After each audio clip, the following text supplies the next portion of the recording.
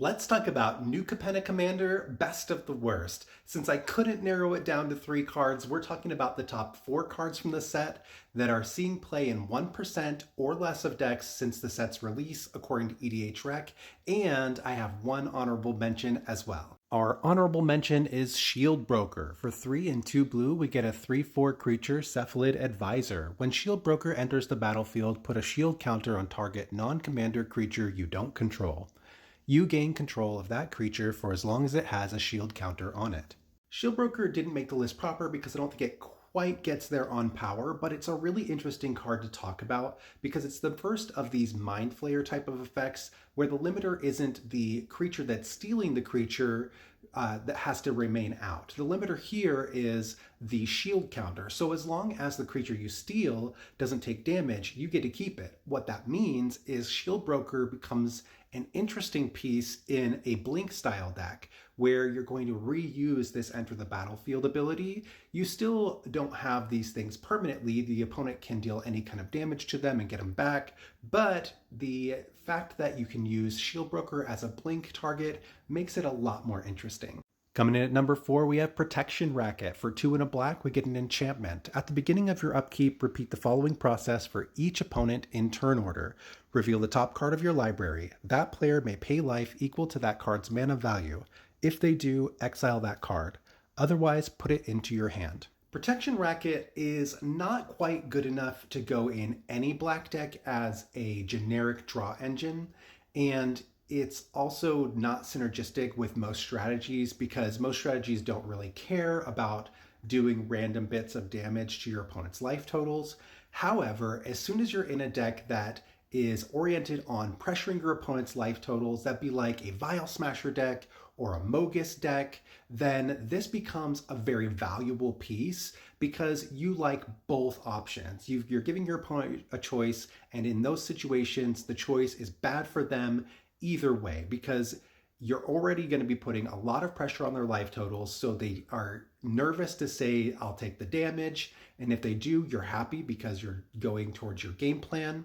And if they don't, then you're even more happy because you're drawing more cards, which will get you closer to you and winning the game. So I think Protection Racket is underutilized in those specific decks. Coming in at number 3, we have Writ of Return. For 3 and 2 black, we get a sorcery with return target creature card from your graveyard to the battlefield tapped. Cipher.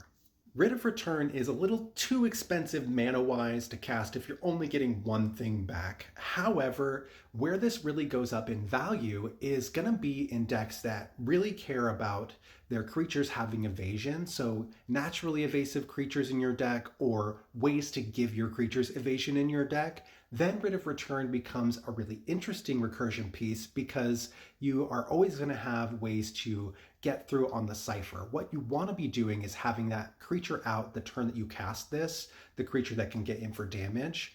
Then you cipher onto it and you attack. You get 2 things that same turn. What that does for you is lowers the interaction window for your opponent and gives you a big burst of advantage on board.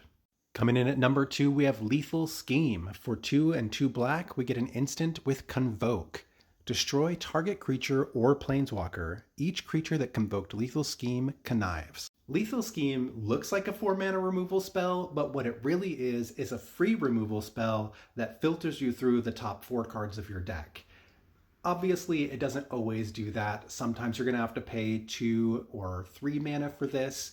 However, the amount of advantage that this gives you for just being able to tap out and have creatures on board and being able to remove your opponent's stuff without them being able to see that you have mana open for it, it's just an excellent card, and if you try it, I think you're going to really like it.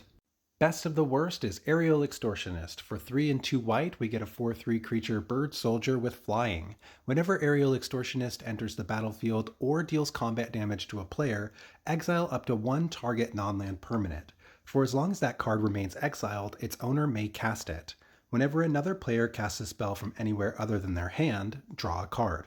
Whenever you can cross over the removal and the card draw slot, it's something you really want to pay attention to because those are kind of generic slots that are hard to fill in a thematic way. So needing to dedicate less to them is a really valuable thing, in my opinion.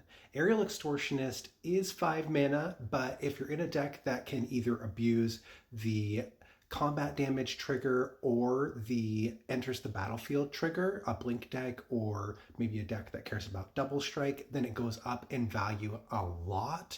However, even if you're not doing those things, just as a generic piece that removes something and then also gets you some residual card draw, this is an excellent card. They have to remove it because otherwise you're just going to remove something every turn, and that is just untenable for your opponents. That's it for New Capenna Commander, Best of the Worst. I think the cards we found were really interesting. I've talked a little bit about Aerial Extortionist before, but I think it's a really sweet card, and I was happy to include it on this list. What do you think?